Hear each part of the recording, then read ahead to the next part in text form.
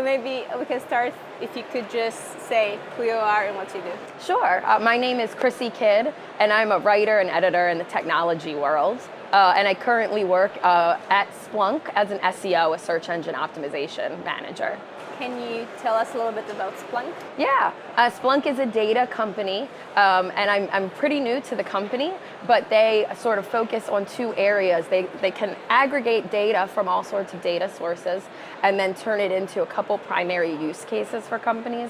One is security, and the other is observability, which is a way to see sort of everything in an IT infrastructure. So it's a really interesting company, and a lot of large companies globally use Splunk's technologies. Interesting. Yeah. And you also mentioned that you're a writer. Do you have any favorite topics to cover? I write a lot about all kinds of things in technology. I really like data-related topics, so AI and machine learning. And then I also really like sustainability and the idea of, we're using devices, we're using the internet all the time, but most of us don't really think about the impact of that. So I'm really interested in those two areas in particular. So let's maybe start with the AI and machine learning. Yeah. What's so interesting for you about that? I think the potential is certainly really interesting, and I think where my interest lies is what is real between what we think AI can do, but actually what it is really doing today. And there's a big gap between the two. Most people think AI is the future and robots, and we're not really there. And when you think of it in that way, there's actually a lot of pieces in place that aren't there yet that we do need to have before we could ever achieve that sort of AI stuff. So I kind of like breaking the myth of it down, and then looking at it from a technical standpoint, all the things you would need in order to achieve that. So what are those steps that we actually need to achieve that? Ooh. We need a much better handling of all the data that we're collecting. So certainly like organizations are collecting a lot of data, but most organizations actually aren't doing a lot with it because they don't know where it lives, they don't know where it's coming from. A lot of times they don't even have a purpose for collecting it when they collect it.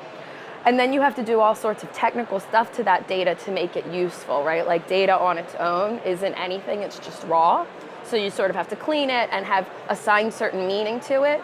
And then at that point, you can put it into a machine learning model. But if that machine learning model hasn't been trained, whatever output it gives you isn't useful. So there's a lot of talk of bias in machine learning. All that has to do with the quality of the data. And in most places, we're not achieving high enough quality of data for any output to be useful. Do you think there's a potential for startups to actually develop those solutions to help us get there with the AI? I think there's definitely potential there. I think probably the struggle is that there's already so much data, and in order to make sense of it, you sort of have to start from the ground up. And so the question is, do you just get rid of all the data that's already there, or can you parse through some of it and attempt to find meaning in it? But the other kind of just logistical side of it is you have to store that data places. It's not just like sitting here for you, right? You have to go and find it and organize it. And all of that costs a lot of money for organizations. So it can become a barrier for them to be able to do those things, not just the organization, but the cost of it all also. Are we missing any skills and competencies right now on the market to actually improve and develop that AI? I think probably. I don't know for sure, but my hunch is that a lot of sort of the AI stuff that people talk about is really marketing. And if you talk to a data expert, like a data scientist or data analyst, they're talking about machine learning. Machine learning is a subset of AI, but it doesn't equal AI. And so they're all working over here on this thing that has real value, but this sort of concept of AI is just whatever you want it to be. And so, when we talk about it, I'm always like, but what do you mean when we do it? So I think there's potential, but there is a skills gap. Not enough people are really experts in data. And a lot of times, even if they are experts in data, they're struggling with companies who haven't organized their data. They're just doing the cleanup. They're not doing the real data analysis and that kind of stuff. So you think that data management, their data analysis, and all of that sector surrounded to data will be kind of the competency of the future? Yes, yeah. Data management and data governance. I think if an organization can kind of get those building blocks in place, they can do a lot more with their data. But right now, if they're just collecting it and they don't have the right people there, it's not going to become that useful for it. So it can only advance as much as people with those skills are available. Yeah. So maybe to start like on a more general note, Yes. so do you think can new technologies be sustainable from the beginning? Yes, I believe that they can, as long as they have a clear understanding of what they mean by sustainability. I think you can't just be sustainable. You have to be able to say, our goal is this. Maybe your goal is to work within a closed loop if you're a manufacturing company, or maybe it's to be carbon neutral if you're a computing or electrical company. But to be sustainable itself is sort of doesn't have a definition associated with it. So you sort of have to define that first and then see what sorts of technology you can stand up to meet those goals. So far there's no standard of what we mean by sustainable. Correct, yes. Does it mean recycling? Does it mean, using only renewable resource? It can mean all sorts of things, depending on the person, depending on the organization. Yeah, I think when we talk about sustainability in those terms, we can talk about two things. So first of all, the sustainability of the tech itself, and secondly, the sustainability of the company from the operational aspect. Yes. Do you think that the both sides now, is there anything happening with companies, or either of those is more developed at this point? Certainly on the operational side, I think there's been a lot more movement from organizations in the last 3 or 5 years. You'll hear about terms like ESG or CSR. These are companies that are sort of trying to look at their operations and look at where they can improve processes, efficiencies, where they can get rid of waste. And I think there's a lot of opportunity there. The actual technology piece of it is really difficult, especially when we're talking about hardware, right? We're all using the internet all the time, but we forget that it's running on this back end of hardware. That hardware, I heard it at another presentation yesterday, is up to 4% a contributor to greenhouse gases. That's not going away anytime soon. So how can we reduce that? That's going to be a really long-term thing. Can we make different computers, different technology actually last for longer? I think that's going to be the way that we can solve for that. And I don't know that right now there's a lot of effort going into that. So do you know any examples, or do you have your personal favorite example of companies who are on the route to actually becoming sustainable or are already there? I don't know that anybody's really there, at least in the way I would think about it. I don't think anybody's really there. I think one area where companies can make a really big actual improvement is looking at their data centers and reducing that. And the prime example here is Google did this thing about 7 years ago, where they looked at all their data centers. They have hundreds of hyper-sized data centers around the world, and you have to keep them super cold, right? And this is sort of a standard, and how expensive it is to cool those rooms. What Google did was an experiment that actually you can raise the temperature. So of course you're saving money, but you're also not putting out as much carbon. So that's something real, and that's something that organizations can do. And the only, it's going to save them money in the long run. It's not an easy lift, but it is achievable, and there are steps to do it. And Google is the prime example sort of that. How could we actually encourage companies to become more sustainable? I think as individuals, we have to think about how we purchase things and how we consume things. I think there's a tendency, obviously a lot of us have computers and smartphones, and that's one thing. But I think there's this tendency of all of us to sort of think, oh, I have a little bit of a problem. I can't sleep well, or I want to exercise. And we think the solution to that is some piece of technology, when really it's probably that we're not preparing ourselves to sleep well, or you could just go out and run and maybe not track everything. I think we've given into marketing a little bit too much, that we think technology inherently will solve our problems, and I don't think that's the case. So I think that's part of it, is buying a little bit less where possible, but then also starting to demand certain things from the companies we purchase from, like the ability to repair your own computer instead of having only Apple repair an Apple computer. That makes them money, and that takes power away from you, right? So I think we need to be smarter as consumers about what our responsibility in this, and not just be buying a laptop every 2 years because we need a new, faster machine, that kind of thing. So if the company wants to start on the journey of becoming more sustainable, what are kind of the first steps, even like the smallest one, that they can start with? I mean, I think the very first step is just assessing where they are today, right? Are they a small company with a single office? Are they a larger company that are spread out?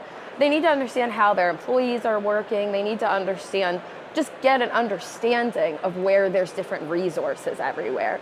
And then they can start to figure out what a plan might be, right? They might say, wow, we are giving away too many computers every year. What if we, can just upkeep those for longer? That could be one effort that they make. So it's really, I think the first step is really just knowing what you have, and most companies don't even know what they have. So that's the first step. I also found in your bio that you're interested in a question, is technology really helping our lives? And my question to you would be, is it? I come and go. It depends on the day when you ask me. Today? Look, today, yes, it's helped me get from here to there, from point A to point B. I think in many, many ways, technology has helped us. It's made our lives easier. Yes, I'm not sure that it's made our lives better. And I think that's maybe a difference that we can look at. We talk a lot about when we all started first getting computers 20 and 30 years ago, they were supposed to make us more efficient so that we could work less. I don't know about you, but I've never worked less. Like, we're always working the same amount. And so I have to wonder, are we getting in the way of ourselves, or is technology getting in the way of ourselves? I don't know. So what are kind of the obstacles and challenges there that you think that technology is actually may decrease the quality of our lives? I think it decreases the quality of our lives in that because we carry computers in our pockets all the time, we can be accessible at all times.